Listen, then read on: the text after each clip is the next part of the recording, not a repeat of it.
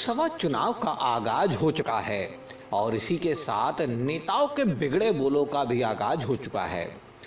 हर रोज कहीं ना कहीं पूरे देश में नेताओं के बोल बिगड़ ही जा रहे हैं, जिन पर कभी उन्हें नोटिस तो कभी मुकदमे भी झेलने पड़ रहे हैं। कभी आगरा फतेहपुर सीकरी से गठबंधन प्रत्याशी गुड्डू पंडित के बोल बिगड़ रहे हैं, जिसमें वो योगी और मोदी जी को गालियां देते हुए सुनाई पड़ते हैं, तो कभी साक्षी महाराज के। नया मामला उन्नाव से सामने आया है, जहां साक्षी महाराज के बाद अब सुनील सज्जन, जो कि सपा से प्रवक्ता हैं और एमएलसी भी हैं, उनके धमकी भरे बोल वायरल हो गए हैं। सुनील सिंह सज्जन ने भगवंत नगर की जनता को धमकाकर वोट मांगे हैं। सुनील सिंह सज्जन का विवादित बयान वायरल हो गया है। सपा को छोड़कर भाजपा में गए नेताओं से हिसाब बराबर करने की उन्होंने कही है बात। सज्जन ने कहा, एक को आवारा पशु तो दूसरे को आवारा नेता बता गुजरात में घर खरीद लेने की दे डाली है चेतावनी। साजन ने खुले शब्दों में कहा कि भगवंत नगर में रहने नहीं देंगे। सपा प्रवक्ता सुनील सिंह साजन ने मुख्यमंत्री आदित्य योगीनाथ पर भी शब्द बाणों की वर्षा की। जिस दिन सत्ता में आएंगे योगी आदित्यनाथ अपनी जाति बताना भूल जाएंगे, कह गए सुनील सिंह साजन। सरकारी मठ भेजेंगे और जेलर ने इजाजत दे दी तो बजाने के लिए घंटा भी दे देंगे उनको। चुनाव असली महाराज और नकली महाराज के बीच है। सरकारी मठ भेजेंगे, ज्यादा से ज्यादा वहां क्या 1 घंटा उनको देना होगा, उसका इंतजाम कर देंगे कि आप मठ में भी घंटा बजाते हो, जो सरकारी मठ भेज रहे हैं उसमें भी आप घंटा बजा सकते हो। जेलर से पूछ लेंगे, इजाजत दे देगा तो अपना वहां भी घंटी बजाएंगे। लेकिन जिस तरीके से नफरत की बात कर रहे हैं योगी आदित्यनाथ, जिस तरीके से समाजवादी पार्टी और बहुजन समाज पार्टी के नेताओं को परेशान करने की बात कर रहे हैं,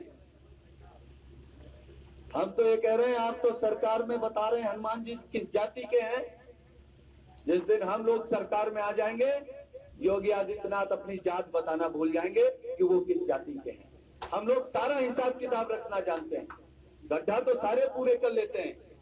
हम लोग लोहिया जी को मानने वाले लोग हैं, बाबा भीमराव अंबेडकर को मानने वाले लोग हैं, गांधी जी को मानने वाले लोग हैं, लेकिन हम लोग अपना आदर्श चंद्रशेखर आजाद और भगत सिंह को भी मानते हैं। अगर आपने अपमानित किया, अगर आपने चुनाव में ये कोशिश की, हालांकि मैं कह सकता हूं अन्ना महाराज के प्रत्याशी बनने के बाद किसी की हिम्मत नहीं है, और इसलिए नहीं है अन्ना महाराज जी बाहुबली हैं, इसलिए नहीं है कि अन्ना महाराज जी गठबंधन के प्रत्याशी हैं। लोग जानते हैं कि माननीय अखिलेश यादव जी के और मायावती जी के मिल जाने के बाद अब किसी के पास कोई रास्ता निकल के जाने का नहीं बचा है। इसीलिए अन्ना महाराज जी जब सांसद बन जाएंगे तो कम से कम आपके क्षेत्र के 2 लोगों से छुट्टी दिलाने का काम हम और अन्ना महाराज जी करेंगे। एक तो हमारा पशु और एक हमारा नेता।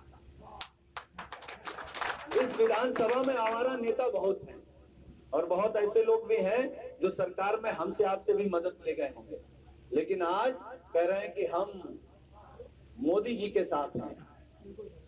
तो उन नेताओं से कहेंगे कि गुजरात में भी घर ले लेना या किराए पर ले लेना, क्योंकि जब हमारी सरकार बनेगी तब आप भगवंत नगर में नहीं रह सकते हो, उनके साथ रहना जाके गुजरात में, क्योंकि हिसाब किताब तो बराबर करेंगे। ये हम आप लोगों को भरोसा दिला के जा रहे हैं, हिसाब किताब पूरा बराबर करेंगे और इतना बराबर करेंगे कि आने वाले समय में समाजवादियों से कोई हिसाब किताब करने के लिए खड़ा नहीं होगा। तो हम आप सब लोगों को बहुत बहुत धन्यवाद देते हुए, क्योंकि मैं एक बात